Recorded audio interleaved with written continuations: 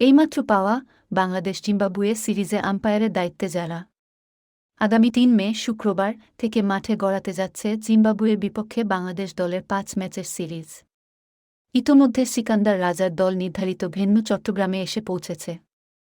আর এই সিরিজের জন্য আজ বুধবার মাঠের আম্পায়ার সহ ম্যাচ অফিসিয়ালদের তালিকা প্রকাশ করেছে বাংলাদেশ ক্রিকেট বোর্ড বিসিবি, যেখানে মাঠে অনফিল্ড আম্পায়ার, তৃতীয় আম্পায়ার এবং চতুর্থ আম্পায়ার সহ সব মিলিয়ে কাজ করবেন ৫ বাংলাদেশি।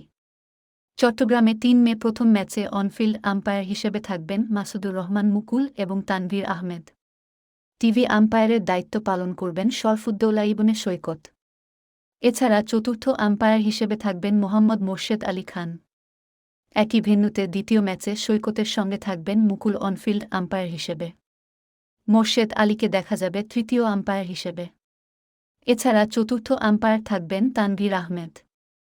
তৃতীয় টি-20 ম্যাচে অনফিল্ড আম্পায়ারিংয়ে মুকুলের পরিবর্তে থাকবেন মোর্শেদ আলী। এছাড়া শেষ ২ টি-20 ম্যাচেও অনফিল্ড আম্পায়ারিংয়ে থাকবেন সৈকত। সঙ্গী হিসেবে দেখা যাবে গাজী সোহেল ও তানভীর আহমেদকে। তৃতীয় আম্পায়ার হিসেবে চতুর্থ ম্যাচে থাকবেন তানভীর ও শেষ ম্যাচে সোহেল। ২ ম্যাচেই চতুর্থ আম্পায়ার থাকবেন মুকুল।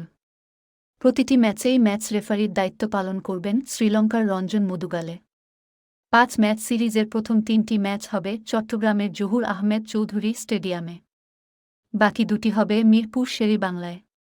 আগামী ৩ মে শুরু হবে দুই দলের মাঠের লড়াই। চট্টগ্রামে বাকি ২ ম্যাচ হবে ৫ ও ৭ মে। মিরপুরে সিরিজের শেষ ২ টি-20 হবে ১-০ ও ১-২ মে।